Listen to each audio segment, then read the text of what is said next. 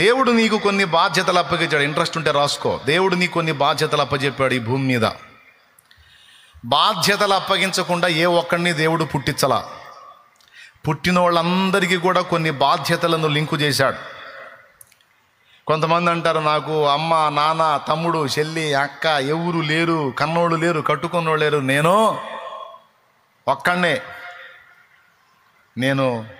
ఒక్కడే అని అనుకునే వాళ్ళు ఉన్నారు. నువ్వు ఒక్కడివైతే ఇంక నీకే బాధ్యత లేదా?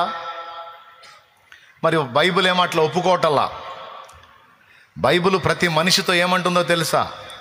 భూమి మీద పుట్టింపబడిన ఓ మానవుడా, ఓ మనిషి, ఓ స్త్రీ, ఓ పురుషుడా, నేను భూమి మీదకి నిన్ను అనవసరంగా రప్పించలేదు, నిన్ను అనవసరంగా పుట్టించలేదు. ఈ భూగోళానికి నీ అవసరత ఉంది గనుకనే నీకు బాధ్యతనిచ్చి నేను పుట్టించాను అని దేవుడు మాట్లాడుతున్నాడు. అందుకే మనంతటా మనం చావటానికి తెగబడ్డా కూడా కోప్పడతాడు దేవుడు. నిన్ను ఉనికిలోకి రప్పించిన నేను ఒకనాటికి నిన్ను నేనే తీసేస్తా. నీ బాధ్యతలు నువ్వు నెరవేర్చినప్పుడు, నీ పని సంపూర్తి అయినప్పుడు. అప్పటిదాకా నువ్వు చావాలని ఆలోచించొద్దు. ఎన్ని బాధలైనా, ఎన్ని కష్టాలైనా, ఎన్ని పోరాటాలైనా, ఎన్ని నిందలైనా, ఎన్ని అవమానాలైనా, ఎంత వేదనైనా నువ్వు భరించాల్సిందే. కానీ నీ ప్రాణాన్ని నువ్వు తీసుకోవడానికి వీల్లేదు. ఎప్పుడు కూడా నేను చావాలి, చస్తాను, చచ్చిపోవాలి అనే పదాలు నువ్వు వాడొద్దు. ఎందుకంటే నీతో నాకు పని ఉంది. ఒకవేళ పని లేకపోతే నువ్వు చావాల్సిన అవసరంలా, నేనే చావగొడతా. హలో, ఏం టెన్షన్ పడొద్దు. నీతో పనేం లేదనుకో, నాకు ఇంకా వేస్ట్ అనుకో. నువ్వు ఇట్ట భూమి మీద బరువు దండగా తీసేస్తా. నిన్ను లేపేయటం పెద్ద షాకిరా అయింది నాకు. అట్టంటే అయిపోతావు. నువ్వు నడుస్తూనే బోర్ల పడతావు, కూర్చొని బోర్ల పడతావు, లేకపోతే పడకలోనే గుట్టుకుమంటావు. ఎంతసేపు నిన్ను తీయటం నాకేం పెద్ద షాకిరా అయింది. కానీ నీ బాధ్యతలు ఉన్నాయి కనుకనే నిన్ను బతకనిస్తున్నా. ఇన్ని బాధలు నీ చుట్టుముట్టినా కూడా నేను పరీక్షించి చూస్తున్నా. ఈ శోధనల నడుమ, ఈ పోరాటాల నడుమ నువ్వు ఎలా నిలదొక్కుతావో, ఎలా సాధిస్తావో, నేను నీకు అప్పగించిన బాధ్యతలు నువ్వు ఎలా నెరవేరుస్తావో ఆమూలాగ్రం నిన్ను పరిశీలిస్తున్నా. మళ్ళీ నా కుమారుడి గురించి నీకు చూపిస్తున్నా, మాట్లాడుతున్నా. నా అపోస్తలుల గురించి నీకు చూపిస్తున్నా, మాట్లాడుతున్నా. నా భక్తుల గురించి నీకు చూపిస్తున్నా, మాట్లాడుతున్నా. ఇదిగో నా చిత్తమును నెరవేర్చడానికి, నేను అప్పగించిన బాధ్యతలు నెరవేర్చడానికి ఎన్ని బాధలు పడ్డారో, ఎన్ని అవమానాలు పడ్డారో, ఎన్ని నిందలు మోసారో, ఎన్ని కష్టాలు పడ్డారో, ఎన్ని కన్నీళ్లు గార్చారో. అయినా పిరికి పందల్లాగా, దద్దమ్మల్లాగా చావాలనుకోలేదు, చావు కోరలేదు.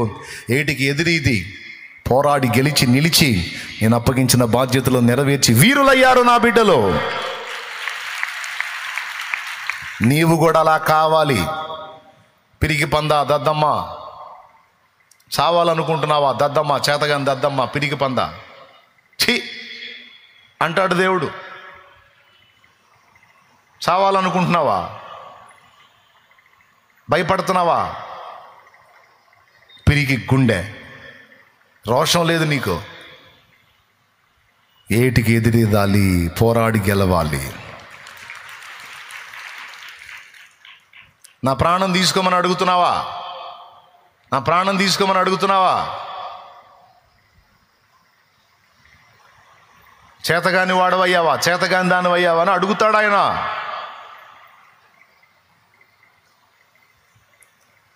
రేపు సిగ్గుపడాల్సి వచ్చింది సింహాసనం ముందు. కాబట్టి ఈ బాధ్యతల సిలువ ఎంత భారమైనా, ఎంత వేదనైనా మనం మోయాల్సిందే. యేసు గొరియ పిల్లను నేను, వధకు తేబడిన గొరియ పిల్లను. యేసు గొరియ పిల్లను నేను,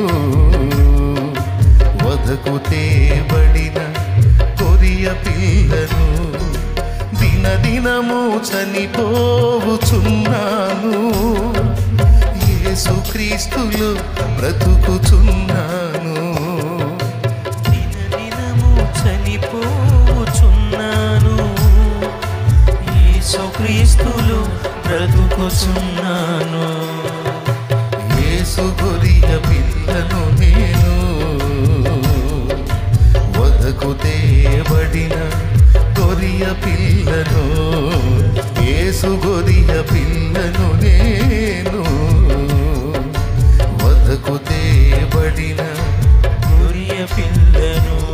లార్డ్. ఎవరన్నా సావాలనుకుంటున్నారా? ఎవరన్నా అనుకుంటున్నారా? ఇప్పటిదాకా అనుకుంటే మర్యాదగా ఆలోచన మార్చుకోండి. నీకు దేవుడు అప్పగించిన బాధ్యతలను నీకు దేవుడిచ్చిన సమయంలో నువ్వు నెరవేర్చాలి. నెరవేర్చి సమాప్తం చేసి నువ్వు నిలబడితే ఆయన రావటమో నువ్వు పోవటమో జరిగిద్ది. అప్పటిదాకా నువ్వు పోరాడాల్సిందే, బాధ్యతలు నెరవేర్చాల్సిందే. ఓకేనా? ఇంతకి బాధ్యత అని కొట్టుకుంటున్నావు. ఏందిరా బాబు మాకు అప్పగించిన బాధ్యత?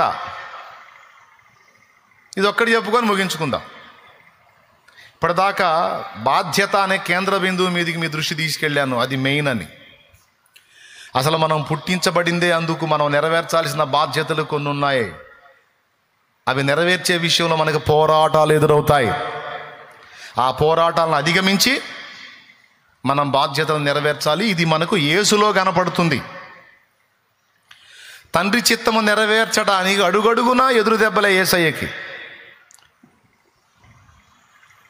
మహిమనల్లా వదిలిపెట్టి మరియమ్మ కడుపులో పుట్టాడా? అరే 2 ఏళ్ళు కూడా కాకముందే పుట్టకముందే హేరోదు గాడికి తెగులు వచ్చింది. వాడికి పుట్టింది తెగులు. పుట్టి యేసును చంపాలంటే పర్సన్ ఎవరో అర్థం కాక ఆ తూర్పు దేశపు జ్ఞానులు సగమే ఇన్ఫర్మేషన్ ఇచ్చారు, మొత్తం ఇన్ఫర్మేషన్ ఇవ్వలేదు అని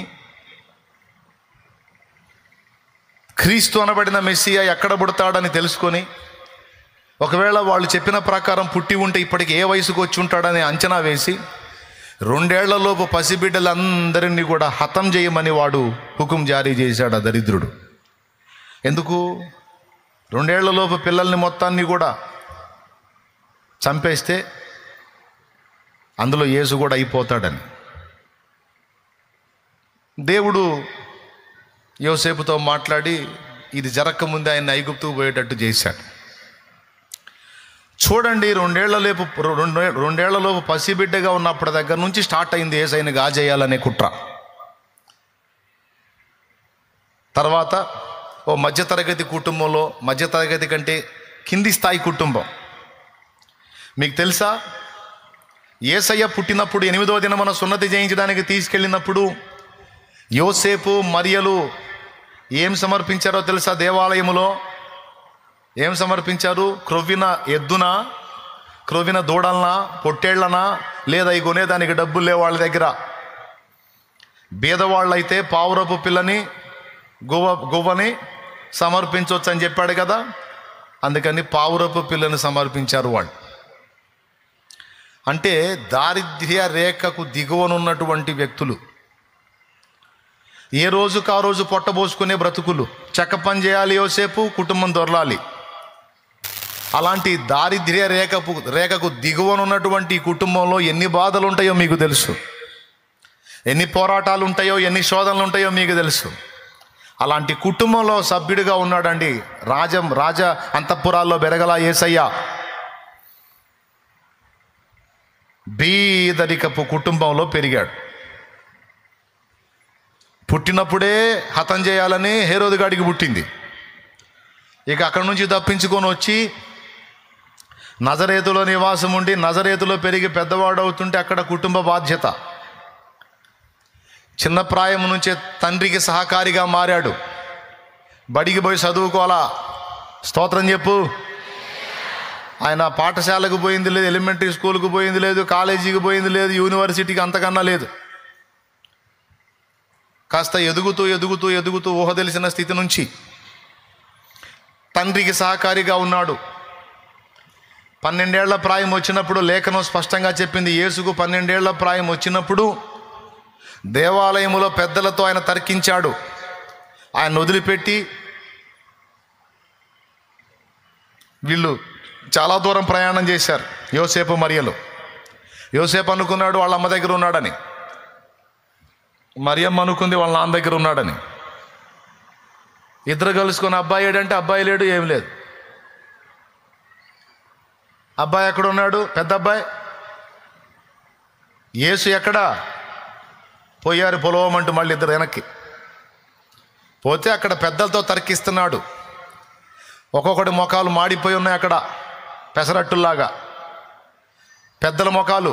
ఎందుకంటే ఆయన ఉత్తర ప్రత్యుత్తరములకు వారు విభ్రాంతి నొంది, అరే చిన్న ప్రాయము, ఇంత ప్రాయంలో ఇంత జ్ఞానం ఎక్కడ, ఈ చిన్నవాడికి ఎలా వచ్చిందని వాళ్ళని బిత్తరపోయి ఉన్నారు. ఎట్లా ఉందంటే ఆయన పని వాళ్ళందరినీ గదిలో పడేసి కుమ్ముతున్నట్టుంది. మమ్మల్ని ఇప్పుడు ఎవరు కాపాడతారని ఎదురు చూస్తున్నారు. ఈ లోపు తల్లిదండ్రి పోయారు. ఆయన ప్రశ్నిస్తే వాళ్ళకి సౌండ్ ఉంటల్లా, మళ్ళీ వాళ్ళు అడిగితే మొత్తం చెబుతున్నాడు. బడికి పోయింది లేదు, చదివింది లేదు. ఈలోపు వీళ్ళు, కుమారుడా ఏమి చేసితివి, మీ తండ్రి నేను ఎంత దిగులు పడుతున్నాం, ఎంత భయపడ్డాం, నీకేమైందో అని, ఎందుకయ్యా నువ్వు ఇట్లా చేశావు అంటే వాళ్ళకి వెళ్ళి చూసి, నేను నా తండ్రి పనుల్లో ఉండాలని మీకు తెలియదా? సరే పర్వాలా, తండ్రి బాధ్యత నెరవేర్చే సమయం ఒకటి ఉందిలే, అప్పటిదాకా మీ బాధ్యత నెరవేరుస్తా పదండి అని వెళ్ళి తల్లిదండ్రులకు లోబడి ఉండెను అనుంది లూకా సువార్త 2లో. తండ్రికి సహకారయ్యాడు. చరిత్రకారులు చెప్పేది ఏంటంటే, యేసయ్యకు 18 ఏళ్ల ప్రాయం వచ్చేటప్పటికి యోసేపు కన్ను మూశాడు. ఆ తర్వాత కుటుంబ బాధ్యత అంతా కూడా యేసు మీదే పడింది. పెద్ద కొడుకు, పిల్లలు మిగిలిన వాళ్ళకి పెద్ద అన్న, తండ్రి పోయాడు. అటు తల్లి బాధ్యత, ఇటు తోడబుట్టిన వాళ్ళ బాధ్యత మొత్తం ఆయనే నెరవేర్చాల్సి వచ్చింది. నీకు తెలుసా, 18 ఏళ్ళు, యేసయ్యకు 18 ఏళ్ళు ఉన్నప్పుడు బాధ్యత నెత్తి మీదకి వస్తే యేసయ్యకు 30 ఏళ్ళు వచ్చిన దాకా చేస్తానే ఉన్నాడు.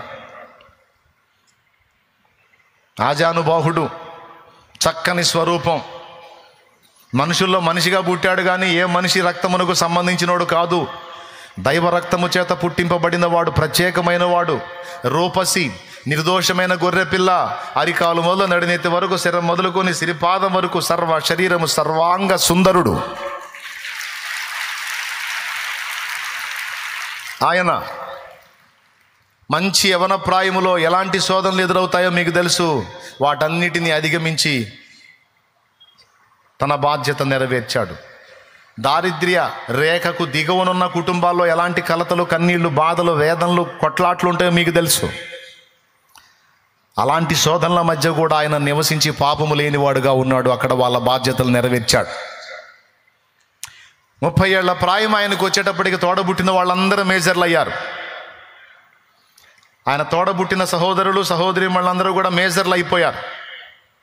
ఇప్పుడు మన లెక్క ప్రకారం చూస్తే అందరి బాధ్యతలు నెరవేర్చి అందరికి రెక్కలు తెచ్చి ఆ తర్వాత తండ్రి చిత్తం నెరవేర్చడానికి మళ్ళీ ఆ బాధ్యత కోసం మళ్ళీ యోహాన్ దగ్గరకు వచ్చి బాప్తిస్మం పొంది, అయ్యా నీ చేత బాప్తిసం పొందాల్సిన అయి ఉండగా నాకు నువ్వు బాప్తిసం ఇవ్వాల్సి ఉండగా నువ్వు నన్ను బాప్తిసం ఇవ్వని అడుగుతున్నావా అంటే, తండ్రి చిత్తం నెరవేర్చడం నీ బాధ్యత, నా బాధ్యతయా, నీతి యావత్తు నెరవేరుట మనకు తగి ఉన్నదే, నెరవేర్చుట నువ్వు కానివయా అని బాప్తిసం తీసుకున్నాడు. బాధ్యతయా, తప్పదు. మరి నా బిడ్డలకు మాదిరి ఇవ్వాలంటే నేను పొందాలంటే నాకు ఇచ్చేవాడు ఒకడు కావాలిగా, నువ్వు ఉన్నావుగా, ఇయ్యాలి. దేవునికి స్తోత్రం. గట్టిగా చెప్పండి.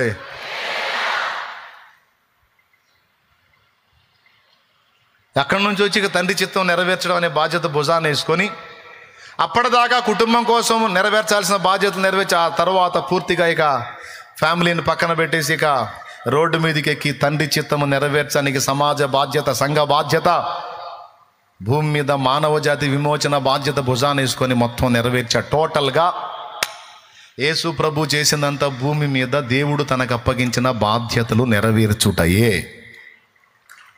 అందుకే కేంద్ర బిందువు అదే అన్నాను నేను.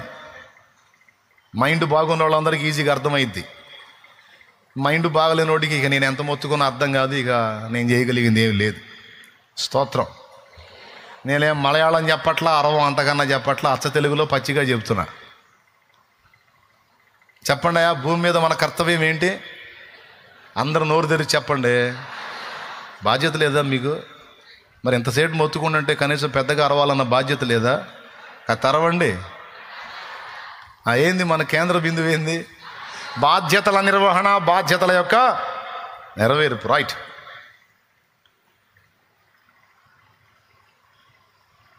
ఆ బాధ్యతలు నెరవేర్చుటలో మనకి పోరాటాలు ఎదురవుతాయి. యేసయ్యకి ఎదురయ్యాయి, అపోస్తలులకు ఎదురయ్యాయి, మనకు కూడా ఎదురవుతాయి. సంగతి మరుగు చేయుట దేవునికి ఘనత, సంగతి శోధించి తెలుసుకొనుట రాజులకు ఘనత. అలాగా పోరాటాలను అనుమతిస్తాడు. వాటిని ఎదిరించి తట్టుకొని నిలబడి సమస్తము నెరవేర్చి సమాప్తమైంది అనాలి.